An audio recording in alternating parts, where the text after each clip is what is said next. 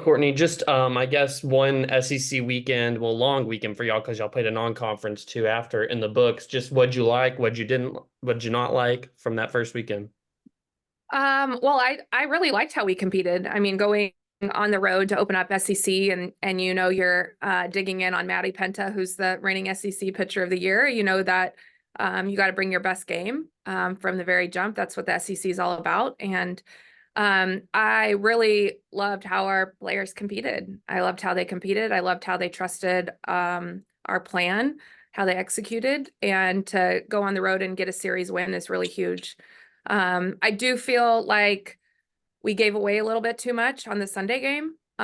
We made some adjustments. We just made them a little too late and just kind of ran out of time, but we didn't win the game of inches. And that's what it's all about is the inches went in our favor on Saturday. They didn't necessarily go in our favor on Sunday, and that's softball. But I just really liked our presence. I liked how we competed, and I liked how we started SEC. And then I've got to ask, I know we saw Robin tweak something that Sunday game. How's she doing? She's doing well. She's doing well. Obviously when that happens, you're kind of like, oh crap, what is it? What's it going to be? But she's in a good spot. She's getting really good care with Andrew, our trainer, who I think is one of the best in the country, and our doctors. And she's day to day. So where it was thinking that, it might be a stretch, she is day to day, and that's really, really great news. To have Robin be able to have her in the plan. Awesome. Dudley? What kind of challenge does this week's opponent bring? Well, Mississippi State's really strong. I think when you really dive into their numbers, they score a lot of runs. They hit for high average. They're really disciplined. They have different tools throughout their lineup, and they have a really good mix of pitchers that complement each other, give really different looks. And so I think that just like any SEC opponent, they're gonna, we have to bring our best. They're gonna challenge us. They're gonna make us make quick adjustments. They're gonna make us work on defense. And for us, it's really focusing, especially on the defensive side, of not giving more than what they earn. They walk a lot. They're really disciplined. They're really patient. But we have good strike throwers, and so we can counter that and just make them earn it. So it'll be a good challenge, just like every SEC opponent. But they're playing really well, and they always, they're always really well prepared under Sam. So I guess this is the day and age of this in the portal, but another one going back to play where she played last year. Just how did you think Bree handled last weekend, and then what's the challenge for Reese this weekend? Yeah, I mean, it's a similar challenge for Reese as it was for Bree. I think that Bree handled it beautifully, and I'm not sure you can handle it much better than how she did going into it. And it always kind of works out that way, in this day and age of the portal. It's like, of course, we line right back up with Auburn and then Mississippi State. But I think for Bree to go into Auburn and do what she did, I think she controlled her emotions really well. A lot of times you can get outside yourself. You could try to do more than who you are or what you do. And I thought that she was, just elite this weekend, obviously winning SEC Player of the Week, back-to-back weeks, first time in program history. Thank you, G. And so that was really big to see. And then I think it's, obviously another challenge for Reese and our team to rally around him. It's Reese doesn't have, it was just, for her, it was just wanting to find a better fit. She loved the coaches. She loved her teammates. She loved, all those things. It's not always a big storyline, but it is interesting when you have to line up against your former team. Thank you. Mm-hmm. Robin? Morning, Coach. Good morning. So we talked a little bit about Bree, but now let's talk about Kennedy Miller. The freshman is impressing SEC and obviously impressing you. So what are you seeing from her so far this season? Well, she should be impressing everybody with how she's playing. So, the reach should go well beyond me and the SEC. It's, she's doing a tremendous job. To catch every game as a freshman right now and to just see what she does consistently on a daily basis of just competing. She is one of the hardest workers we've had. She dives into the plan, into the prep, and just is executing it at just a really elite level. But she just stays really level, which I think is beyond her years. She stays really level on the defensive side. She stays really level on the offensive side. You rarely see her have a bad at bat. But if she does, it doesn't go her way. It's just something to grow from and build from. And so for her to have that mentality so early, I think it's huge. And obviously she's just, I mean, she's killing it. It was great to see her get freshman of the week. Trip, my 8-year-old, has been looking every week, and she's been putting up tremendous numbers. But there's also some really strong freshmen in our conference, and some that pitch and hit. And so for her to not get it, I know Trip has been like, well, what does she need to do? Like, what more can Kennedy do to get this? And so for Kennedy to get it this week, I felt like it was a long time coming. She had to have been in the conversation every week. And for her to get it this week, I know she's happy, but I think the happiest person that she got it is Trip Deifel. So it's pretty exciting. Awesome. Thank you. Evan? Yeah, good morning, Coach. Pitching staff used 3 pitchers last weekend with, Robin day to day. What do you hope to see out of them this weekend? Well, I hope to see efficiency more than anything. When you have someone that's day to day, you're hoping the others step up and can carry a bigger load. And so just pitching efficiently more than anything. We have pitchers that attack the zone. We have pitchers that work their defense. And so it's just kind of working our mindset. Like, if we can get some quick outs, then more power to us, get us back in the dugout and throw less. So we know they're going to work us. We know they're going to work counts. We know that those things. And so for us, it's just, stepping up. If someone can't go or can go limited, or we're waiting to see, then someone has to step up, and we have the players to do that. Thanks, Coach. Porter? Yes, Coach. We'll go back to Kennedy and her catching, and just what have you seen out of the pitching staff being able to? It seems like they've really been able to settle in with somebody with Kennedy behind the plate. What have you seen out of her ability to really help the pitchers out and focus into SEC play? Well, I think one of the best things that Kennedy does, and one of the best things any catcher can do, is just be who they are every day. And that's what Kennedy does. Is just her consistency of who she is, how she deals with the pitchers. She knows them, and doesn't ride the highs and lows. Catchers, you can't ride the highs and lows, because ultimately you're there for your pitchers and your defense. And so Kennedy does that really, really well. And I know that our pitchers feed off that, so they know exactly what to expect and what they're going to get from Ken. And she's just so level and consistent. But yeah, you're right. I feel like our pitchers have really settled in. I think they've settled in with Ken. If we use Brock, they're fine there. I think that they haven't rode the roller coaster, and that's what I'm really proud of just them getting out there, executing, doing their job. Doesn't matter the circumstance. They just trust what the plan is and execute it to their best potential. And to Bree, knowing how hyped up she must have been going back to Auburn, do you think it really kind of helped her getting that out of the way? First SEC series going against Auburn. Now she can kind of shake it off and just move on into the rest of the season.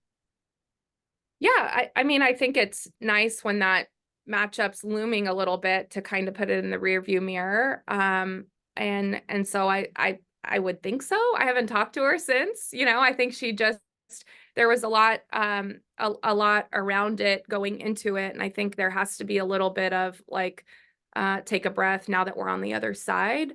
But I don't know. I haven't talked to her since. I know there's been, a little bit of a Twitter battle going on. And I think that that's this day and age, but I think she's glad to be done. I think she's glad to move forward. We do go back there for the SEC tournament, but that's way down the road. So I think she's in a good spot. That's all I got. Thank you. Eric? I'll continue the Kennedy love fest here, because that position as well as anybody. and what it takes to play at a high level in that position, both offensively and defensively. Is there any aspect of what she's done that has surprised you? You knew she would be good, but is there any part of you that is surprised in any aspect of her game that she's already excelled at this level, this high? Well, yeah. Yeah, I mean, I think that it's a heavy load to catch every game, and sometimes that can be draining physically, sometimes it can be draining mentally, and she does a tremendous job of separating the two. So separating the defense and the offense, which a lot of times I think you can see catchers take it to the offense of it's mentally draining to catch every pitch. And you're so just in every pitch, and especially when you're catching different pitchers, you're catching 3 different pitchers in one game. They're all very different.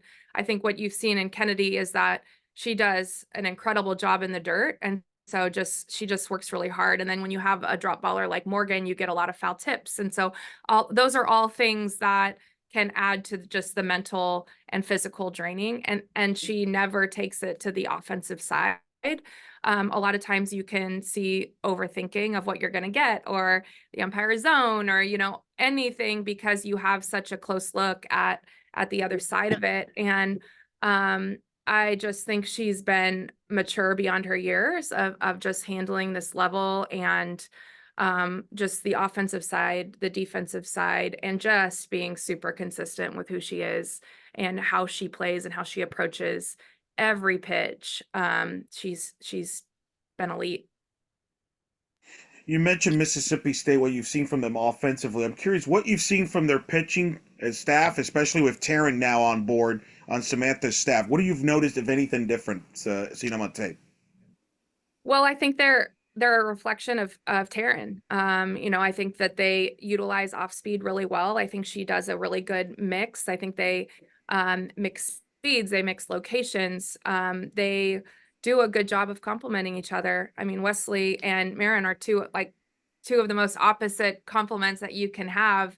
But I think that she's done a really good job of elevating the entire staff, and being who they need to be. And so I think she's had a huge impact on them. You played a weekend series at Auburn and then a non-conference game, a quick turnaround Monday. Was that more when you schedule that? Is that a type of deal where you want to challenge your team to see how they can handle kind of a quick turnaround or any supposed hangover from a conference series, or is that just random scheduling? Random scheduling. Thanks for giving me more credit than that. It was random scheduling. We needed to pay him back for coming. And so it's just like, how can we get that trip in without wearing him out even more, so that's kind of the nice thing. I don't love midweeks. I think you can see that in our scheduling is we have a lot more non-con tournaments and games. And so I like putting them on Monday. So you're staying in that competitive mindset. And then you get the day off, and then you can prep for the weekend to come. So it was more so of how can we get there without having to do the bus 2 ways. And so it was nice to get to fly there from Auburn, and then we just drove home after our game on Monday. So a little less wearing on their bodies, and in a really fixed schedule. So you prefer a Monday game versus a Tuesday or a Wednesday game if you had it, from a midweek scheduling standpoint? I do. Okay. That's pretty interesting. That's I learned something new. I like that. That's very, very Not fascinating. not everyone likes that, so we can't obviously always schedule that way. But Mondays, Tuesdays at the latest, so we can turn around and prep for the next weekend. My last question to you, I've talked to some coaches in the league, and one thing that stood out to them is the replay, and so much replay as far as runners leaving early. That's caught them off guard a little bit. Some of them don't even like it. Have you noticed that from your games you've watched and things like that? Has that stood out something to you there? Yeah, I mean, it's a huge, I think we're seeing it be a huge strategy of just trying to catch something that may eliminate some runs, a big hit. I think that I'm not sure it's being used how it was intended. I think that we actually are victim to that quite a bit of implementing rules and then seeing like another intention, and then that's like, oh, that's not really how we intended it. And so I think we're seeing that quite a bit. You know, it's something that we've definitely focused on, is like, we are not going to lose a big hit by leaving early on something, you know, and how our game is, the mechanic of our game, and the umpires, with having 3 umpires, you don't have a lot of eyes on second. And so you've seen a lot of teams that we scout leave second early because no one catches it. And so it was for us really fine tuning our timing, but also just knowing and looking at you know, what teams are doing. And some just kind of, they don't think about that kind of stuff. And now it could be a huge difference maker in a game. And again, I don't think that's how it was intended. And a lot of times they're getting called out for leaving early for taking a lead, which to me is just like, why? It doesn't, you know, why are you even leaving early, you know? But yeah, I think it's definitely changed a lot. I think it's probably something we'll maybe look at to change later, but more than anything, it's holding runners accountable, and they shouldn't be leaving early anyway. So Thank you. yeah. Do you have any last questions for Coach? Ethan? Yeah, I know I already asked about Robin and how she's doing. I just wanted to see if you could give just an injury update in general, just of, I think it was Riley who went down as well this weekend, and I know Italia's been rehabbing. Yeah, well, Riley, I think that was the big shock in game 3, is Robin and Riley, and honestly, how it played out in the game, I think all of us went to worst case scenario mode. And Riley's torn that ACL before, and so she knows what that feels like. Her knee hyperextended, but we got really good reports on both of them. I was telling them they must be living right because they got lucky with those. But we got really good reports on both of them, and so we can ease them back in. And so that's really great. Italia is going to redshirt this year. So she just hadn't progressed how she wanted to, our doctors wanted to, and so she's going to redshirt this year. But coming off this past weekend, I know that the big question was Riley and Rob, and we got really good news with both of them. So very happy. All right. Do you have any last questions? All right. Thank you. Thanks, guys.